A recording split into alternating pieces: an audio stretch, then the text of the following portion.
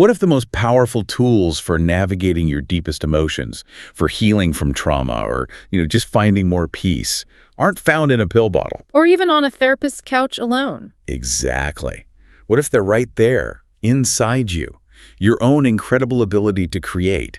It sounds almost simple, doesn't it? Imagine turning pain into poetry. Or stress into symphonies, Yeah. Or anxiety into just expressive movement. It does sound maybe a bit like wishful thinking, I suppose. A little.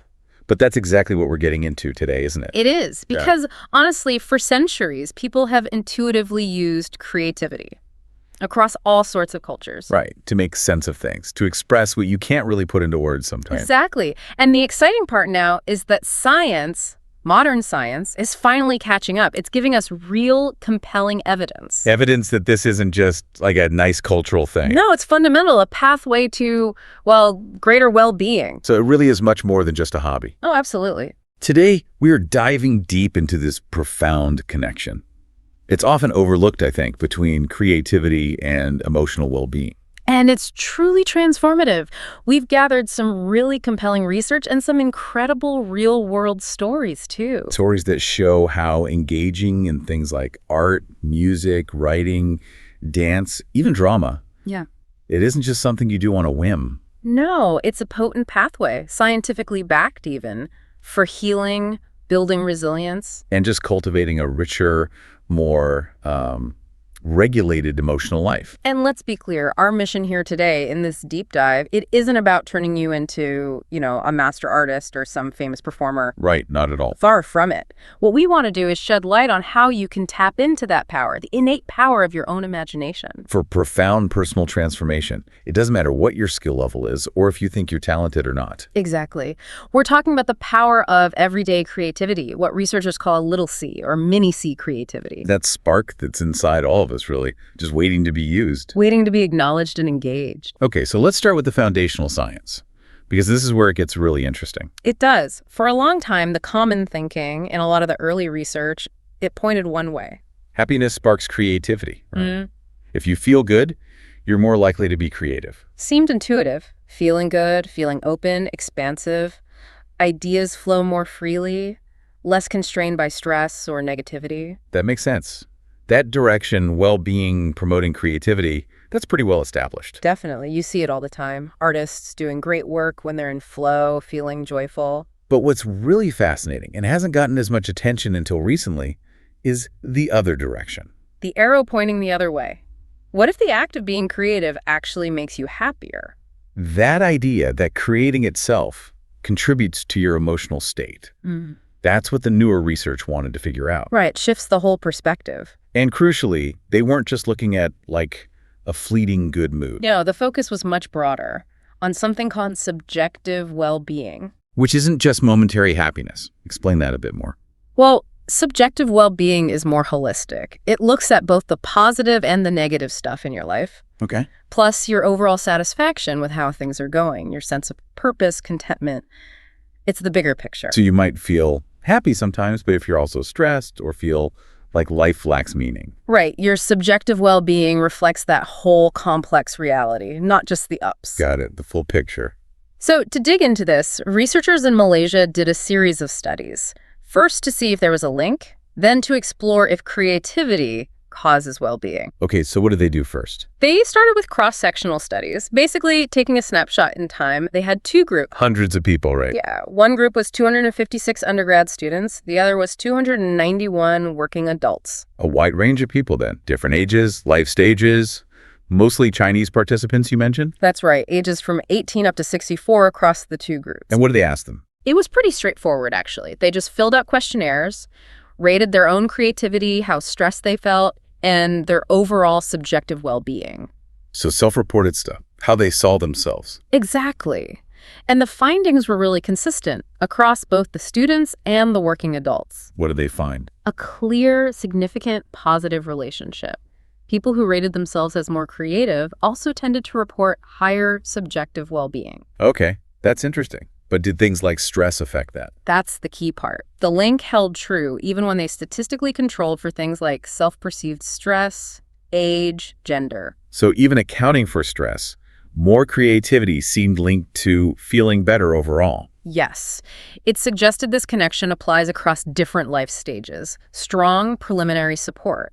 But like you said, that's a snapshot, a correlation. It doesn't prove creativity causes the good feelings. Exactly. That's the classic correlation-causation issue. Maybe happier people are just more likely to do creative things and see themselves that way. So they needed an experiment to nail down cause and effect. Right. And that's what they did next. This is where it gets really compelling. What happened in the experiment? They got 68 undergrads, again, mostly trainees, final year students, split them into two groups. Okay. Half of them did something called a creativity priming task.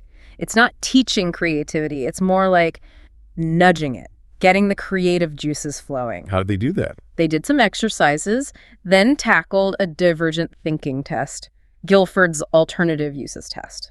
Oh, the one where you list uses for an object, like a brick or something. Exactly. In this case, a stone or rock. Yeah. 5 minutes to list as many unusual uses as possible. A classic creativity measure. And the other group, the control group. They didn't get the priming task beforehand. They just did the test cold. And did the priming actually work? Did it make them more creative on the test? Oh, yeah, big time. Yeah. The group that got primed came up with way more uses. Their average score was over 20. The control group was under 11. Wow, so it definitely got their minds working more creatively. No doubt. It put them in a more flexible, imaginative state. But here's the million-dollar question. Did it affect how they felt? Yes.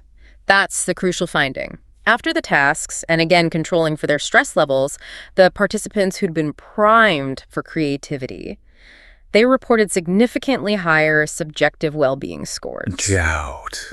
So just being nudged into thinking more creatively made them feel better about their lives overall. That's what the data showed. It wasn't about their starting mood. It was the act of engaging creatively that lifted their well-being. That's huge. So it's not just happy people are creative. Creative acts themselves can actually make you feel better, promote well-being. The experimental design really nails that causality, doesn't it? It provides really strong evidence for it. It flips the script on how we often think about creativity and mental health. It suggests creativity isn't just a luxury or something that happens when you're already feeling good. Exactly. It's a tool, something you can actively use to cultivate well-being, like exercise or mindfulness. An active engagement with this power we all have inside us.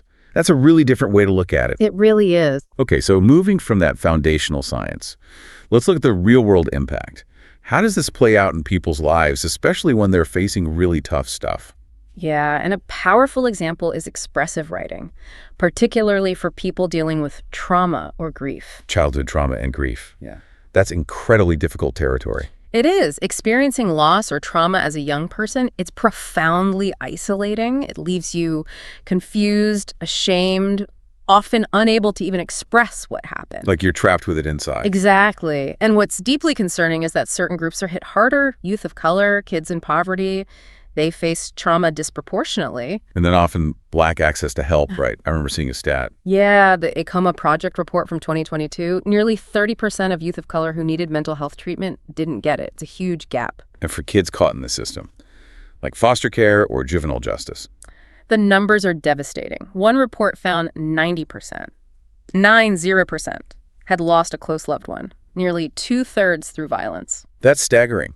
And without an outlet for that pain. It often turns inward or outward in destructive ways. Like joining gangs, the report found about a quarter did that right after their loss, looking for belonging or maybe protection. A tragic cycle. Traditional therapy might not even be an option or feel right for them. Precisely. And that's where initiatives like the Pongo Poetry Project come in. They offer a different kind of lifeline. Tell us about Pongo. What do they do? They run trauma-informed poetry workshops right inside places like juvenile detention centers and residential psychiatric hospitals in the Seattle area. So meeting kids right where they are in these really tough environments. Yes. Their mission is simple but profound. Offer safe, totally judgment-free spaces where these young people can finally start to articulate their suffering on their own terms. That sounds incredibly important. Just having a space where you won't be judged. It's huge. Skilled writing mentors build real connections. It's not just about poetry mechanics, it's about rapport, helping youth find their voice, express who they are, what they've seen. Bearing witness to their stories. Exactly. Their pain, their hopes, stories often silenced by trauma. giving them a chance to finally be heard. That must be incredibly powerful to witness. There are amazing stories. One Pongo mentor, Harley Tonelli, talked about a young guy who insisted, "I'm not a writer," absolutely refused the label. Okay. But then in that supportive space, he just started writing. And Tonelli said he proceeded to write some of the most astonishingly beautiful poetry I've ever read, dedicated to his big brother. Wow. So it unlocks something hidden inside him, a way to express that love and grief. A catharsis, turning that internal turmoil into something tangible, something beautiful even. Do we have an example of a poem? We do. This one's called A Wishing World, from a youth writer at Echo Glen Children's Center. It's raw, heartbreaking. Read a bit of it. It starts, "T, when I look into your eyes, I just see myself. Brother, I got you stuck in my head inside this cell." And later, "I remember that night at the park. When I remember that night, it makes me want to cry. We used to always hoop, but since I lost you, I've been feeling traumatized." So visceral. The pain is right there. It is, but then amazingly, it shifts. It ends. "Listen, there is more to life than the eye can see. Life is short, so give it the most there is to give."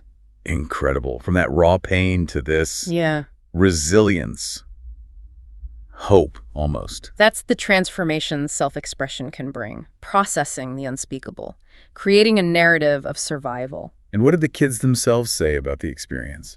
One youth put it so powerfully, "I felt relieved talking about things through writing that I didn't usually talk about." So finding safety to speak the unspoken. Yes. And then they added, being in such a horrible place and then having all these joyful people come in to help us was kind of like an ambulance coming to a car wreck. Wow.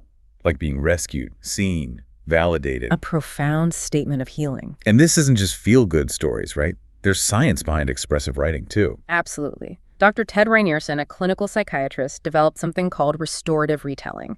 It combines this kind of Pongo-style writing with stress reduction techniques. And did it work? His research showed significant drops in depression and PTSD symptoms among survivors of violent deaths. Measurable clinical improvement. So the act of writing, of shaping the narrative, it actually changes the brain's response. It seems to. And Pongo's own data backs this up. 74% of their youth writers discuss something they'd never shared before. That speaks volumes about the safety they create. It really does. And 98% felt better afterwards, immediate relief. 98%. And critically, 92% said they plan to keep writing after just one session. So it gives them a tool, a coping mechanism they can take with them. Exactly. A healthy personal tool for future hardship. It interrupts that cycle of turning to self-destructive things, builds long-term resilience. It reroutes those response patterns. Amazing. Okay, so from the quiet power of words, let's shift gears completely. Let's talk about sound. Music. Oh, music. It's not just background noises. It hits us directly, physiologically, emotionally. Totally. Think about how a fast song gets you energized, focused maybe. Right, enhances alertness. Upbeat music lifts your mood, makes you feel positive. And then slower music. It just calms everything down. Yeah. Quiets the mind, relaxes your muscles. Releases that daily stress. It's like a direct line to our nervous system, almost bypassing conscious thought. And there's real science to this, right? The whole beats per minute thing. Yeah, it was fascinating. Research shows music around 60 beats per minute, that's roughly a resting heart rate, can actually make your brain waves sync up with the beat. Sync up? What does that mean? It means your brain starts producing more alpha brainwaves. Those are the ones 8 to 14 hertz that are dominant when you're relaxed but awake, calm, peaceful alertness. The mindful relaxation zone, not stressed out beta waves. Exactly. And if you want to go deeper towards sleep, that's delta waves. Around 5 hertz, listening to calming music for a good chunk of time, like 45 minutes while relaxed, can really help induce that state. It helps the brain downshift. It does. Yeah. And researchers at Stanford even said listening to music can change brain function potentially as much as medication. That's a huge statement. It is. It highlights how accessible and powerful music is as a stress reduction tool, available to almost everyone, anytime. So if it's that powerful, what kind of music works best for relaxation? Is it just like spa music? Well, that might work for some, but the research actually points to some perhaps surprising genres. Traditional and instrumental stuff can be highly effective. Like what? Think Native American flute music, Celtic melodies, Indian stringed instruments like the sitar or veena, drumming rhythms, other types of flutes. Interesting. And you mentioned these can work even if they're moderately loud. That seems counterintuitive. It does, but it's thought that the specific frequencies or rhythmic patterns in these instruments might engage deeper parts of our auditory system. They bypass the analytical brain. So it's less about volume, more about the structure of the sound, creating a settling feeling. Kind of like that, yeah. Nature sounds to rain, waves, thunder can be very calming, especially mixed with things like light jazz, classical, particularly the slow largo movements. Or easy listening. But you said something crucial earlier. Yes. The absolute key is personal connection. You have to actually like the music for it to relax you. Right. If you force yourself to listen to something irritating, it'll just make you tense. Exactly. Defeats the whole purpose. Your brain needs that resonance, not just a beat count. That's so important. It's not one size fits all. Yeah. And feeling relaxed for music doesn't necessarily mean feeling sleepy, does it? Not at all. It's more about being in a calm, optimized state. Brain and body relaxed, ready to function well, but with clarity and space. Enhancing well-being, not just inducing sleep. Okay, can you give us some examples? What does this sound bath music sound like? Sure. There's stuff like Heaven and Earth Spirits by Anil and Bradfield contemporary piano, often with nature visuals. Nice. Echoes of Time by C. Carlos Nakai, that's that serene Native American flute sound. The Winding Path by Ken Kern, beautiful, highly rated piano. Okay. For classical Indian, Cure Deep Meditation by Gayatri Govindarajan on the Veena is amazing. And Angels of Venice, that's harp, flute, cello, very ethereal. What about something with more rhythm? Spirit Vision by David and Steve Gordon uses Native American-style drumming, which can be really grounding and meditative. And wasn't there one specifically designed for relaxation? Ah, yes. Weightless by Marconi Union. That one's fascinating. It was literally engineered harmonies, rhythms, bass lines specifically to slow heart rate, lower blood pressure, and reduce cortisol. Music designed as therapy. That's incredible. It really shows the power of sound to directly influence our physiology. Okay, so we've covered writing, music. Let's move into the body itself. Dance movement therapy, DMT. Yes, another incredibly potent pathway. DMT harnesses that undeniable mind-body connection. It's not just dancing for fun or exercise, though. No, it's a psychotherapeutic approach. Yeah. It uses movement to help integrate our emotional, social, cognitive, physical selves, basically moving through your emotions. Embodying feelings. Yeah. When words aren't enough. Exactly. It helps boost confidence, self-awareness, ease anxiety, guiding people to better ways of regulating their emotions. And it's done by trained professionals, right? Absolutely critical. Certified dance movement therapists lead the sessions, ensuring it's ethical, safe, and effective. It's structured therapy, respecting the body's wisdom. So where is DMT used? What are the results like? The applications are incredibly diverse. For kids with anxiety, for example, a 2022 study found therapists use different approaches, helping kids move out of stuck states, creating boundaries, building confidence, integrating experiences. And mirroring techniques were important. Very. The therapist mirroring the child's movements helps build rapport non-verbally. It helps kids explore and make meaning without pressure, which measurably reduce their anxiety. What about for older groups, college students? Yes, DMT has been shown to enhance emotional intelligence in college students through specific models integrating movement, emotional regulation skills, and EI principles. Studies show concrete benefits like better body awareness, physical control, less muscle tension, all linked to emotional states. And adults with anxiety. A 2018 study using authentic movement, which is about spontaneous movement, found significant drops in anxiety and increased emotional expression over just 10 sessions. That shows the power of sticking with it. Definitely. And for depression, a group DMT format over 10 weeks, combined with solution-focused therapy, showed significant reductions in symptoms using the Beck Depression Inventory. So it's a targeted, effective intervention. Does it work in really challenging settings? Yes, impressively so. A 5-day DMT program in German prisons led to notable improvements in subjective well-being among incarcerated men. Shows its versatility. Wow. And you mentioned something about dance versus other exercise. Right. One study compared dance exercise to cycling. Dance came out superior not just for emotional regulation, but also for activating the prefrontal cortex. The brain's executive control center. Exactly. Planning, decision-making, impulse control. So dance seems to engage the brain in a uniquely complex way, beyond just physical exertion. It's a holistic brain-body workout. Fascinating. What about in schools? School-based DMT has shown great results. Enhanced emotional and behavioral well-being, better life functioning, even better sleep for kids. And the effects last. Yes, benefits were sustained up to 6 months later. Kids reported better self-expression, emotional regulation, confidence, stress reduction, relationship skills. It gives them real tools. So across the board, DMT shows consistent positive impacts. Definitely. Significant reductions in depression, anxiety, tension, boosts in well-being, positive feelings, relaxation. It builds effective coping skills. And the effects stick around. Yeah. Reduced cortisol, better self-awareness, months later. Right. It builds lasting internal resources. And interestingly, participants seem to prefer smaller groups and longer sessions. Suggesting quality and depth matter for therapeutic impact. Exactly. More personalized, intensive interventions seem more effective. Okay, that brings us to another really fascinating creative approach. Drama therapy. Yes, combining storytelling, role-playing, physical expression. So what exactly is drama therapy? It's the intentional use of drama and theater techniques, acting, improv, storytelling, puppetry, masks to promote physical, mental, and emotional health. And where is it used? All sorts of places: prisons, hospitals, schools, community centers, even businesses, for a range of issues like schizophrenia, depression, and really powerfully for PTSD. Post-traumatic stress disorder. To understand how drama therapy helps, maybe we should quickly touch on what PTSD involves. Good idea. PTSD symptoms generally fall into 4 clusters.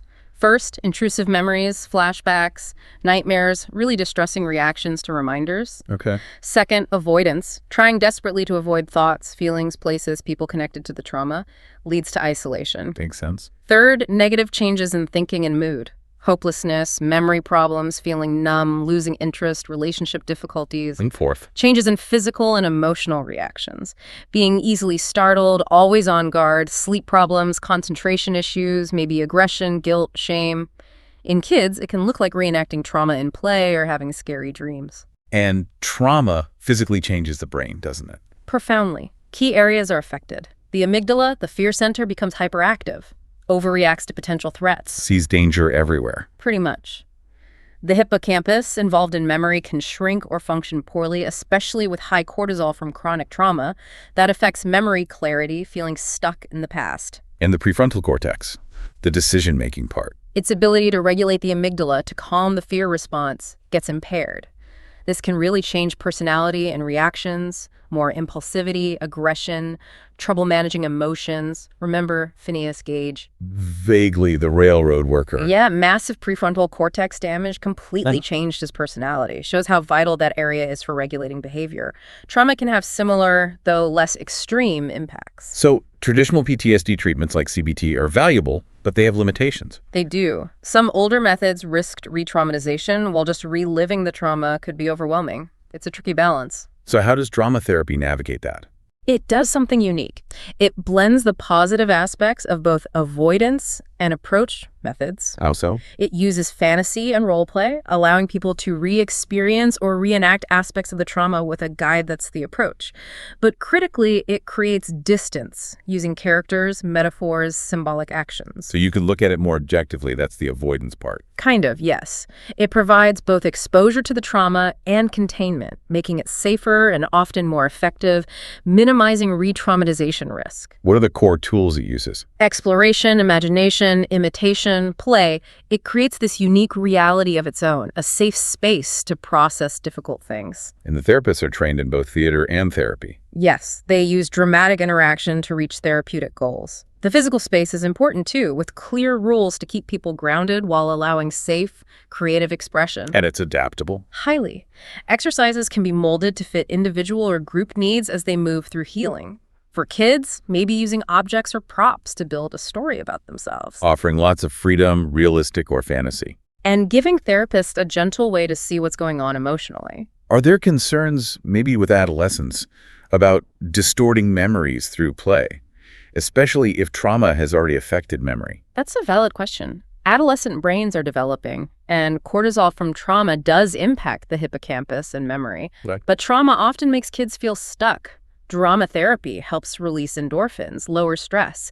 It uses imagination and play, which are natural languages for young people. So it feels safer, more familiar? Often, yes. It boosts self-expression, confidence, allows that physical and verbal release of pent-up emotions. It activates the prefrontal cortex, moving beyond just fight or flight. Helping them process what feels too big or dangerous to just talk about. Exactly. Externalizing the internal world. Let's hear some real-life stories. They really bring it home. the Hubbard House program. Right. A high school drama program worked with kids 4 to 12 years old at a shelter for abused women and children. These kids had seen and experienced terrible things. How were they initially? Very withdrawn, distant, really afraid of touch, especially from men or boys. Understandable. But through drama games, warm-ups, acting out scenes from favorite books, creating little plays together, they slowly built trust. The high school volunteers created a safe container. And what was the transformation? It was amazing. By just the third week, these kids felt safe enough to hug the male instructors, something unthinkable at the start. Wow. Shows how drama therapy can create safety, rebuild trust, reduce that profound isolation, even in really tough circumstances. It really does. Then there's NAR's research using vignettes for sexual assault survivors with PTSD. Yeah, less about Janet. Janet, 45, a teacher, rake survivor, she used a courtroom vignette, playing herself pleading her case against her attacker. How did that help? She finally voiced years of repressed anger and frustration. She said she felt powerful for the first time in a decade. She even physically confronted a symbolic representation of him with the pillow tears and laughter pouring out. A huge release, reclaiming her power. Absolutely. And Debbie, 40, survivor of childhood molestation by her father. Couldn't even talk about him. What did she do in therapy? She played an outsider figure, saving her 7-year-old self in a vignette. This allowed her to finally speak her feelings directly to her father, portrayed safely by another patient. A confrontation that couldn't happen in real life. Exactly. It started her on a path towards attempted forgiveness and improved, though still distant, relations with him. It created a space for necessary healing that reality couldn't offer. Incredible. But the impact isn't just personal, is it? You mentioned societal change. Yes. Zaina Dakash's work in Lebanese prisons is mind-blowing. She used theater with male prisoners, building community, enabling expression. And their performance, 12 Angry Lebanese. It wasn't just a play. It highlighted huge systemic problems, prisoners waiting years for sentencing, no sentence reduction for good behavior. And it actually had an effect. A direct effect. The public awareness and pressure led the Lebanese government to pass a law in 2009 allowing sentence reductions. The play changed the law. That's unbelievable. And she didn't stop there. She worked with female prisoners, many jailed for killing abusive husbands because there were no domestic violence protections. And their production. Again, shone a light on their plight, the systemic failure. It directly contributed to Lebanon passing a law in 2014 protecting family members from domestic violence. So drama therapy, embodying these problems, bringing them to light. It can heal individuals and change society. A powerful testament. Art as a force for justice, not just healing. Okay, as we wrap up this deep dive, let's pull together these threads. Writing, music, dance, drama. What's the common ground here? Across all of them, you see these universal principles for emotional processing, right? Absolutely. There's the power of self-expression itself, getting what's inside out. The critical need for safe, judgment-free spaces. Healing needs safety. And just that fundamental human ability to process tough emotions through imagination, transforming raw experience into something meaningful. These creative outlets give voice to what might stay stuck, repressed, or acted out harmfully. They allow perspective, meaning-making, moving forward. And doing that gives you a sense of control back, doesn't it? Empowerment through agency. Totally. Whether it's the youth writing that poem, someone choosing music to calm down, expressing anger through dance, or reenacting trauma to reclaim power. Creativity puts you back in the driver's seat of your internal world. Exactly. You shift from being a passive victim of circumstance to an active participant in your own healing and growth. You're the author, the conductor, the dancer, the protagonist, actively shaping your story. And the key thing for everyone listening, the big takeaway, this isn't about becoming a professional artist. Not at all. The research highlights mini creativity, those personal aha moments, new insights. And little creativity, just everyday creative acts. Right. Recognizing and nurturing that spark within you, whatever form it takes. It could be journaling, even just a few lines, doodling on a call. Singing in the shower, taking a different route home, finding a new way to tackle a daily problem. Playing with kids, building something, arranging flowers. These small, consistent acts. They add up. These everyday creative moments can profoundly impact your emotional regulation, how you cope with stress, your overall well-being. It's about weaving creativity into life. Not saving it for special occasions or thinking it's only for the talented. It's a fundamental human capacity we can all harness. So the evidence we've looked at today, it's really clear, isn't it? Engaging your creativity isn't just a nice pastime. No, it's fundamental, a scientifically backed pathway to better subjective well-being, stronger emotional regulation, deep personal healing. It lets you transform that internal turmoil into outward expression. Reclaim your story. Build resilience. In ways you might not have imagined. So here's a final thought for you to take away, something to mull over. Consider this. If the simple act of creation, writing, moving, singing, playing, can literally change brain function, lower stress hormones, help us process the deepest grief and trauma. What untapped reservoirs of emotional strength, of self-discovery might you unlock? Just by giving yourself permission to play, to imagine, to move, to write, without judgment, without that pressure to be perfect. How might embracing your own inherent creativity not just heal your past, but actually fundamentally reshape your future? Opening up new pathways to peace, to purpose, and maybe to profound well-being.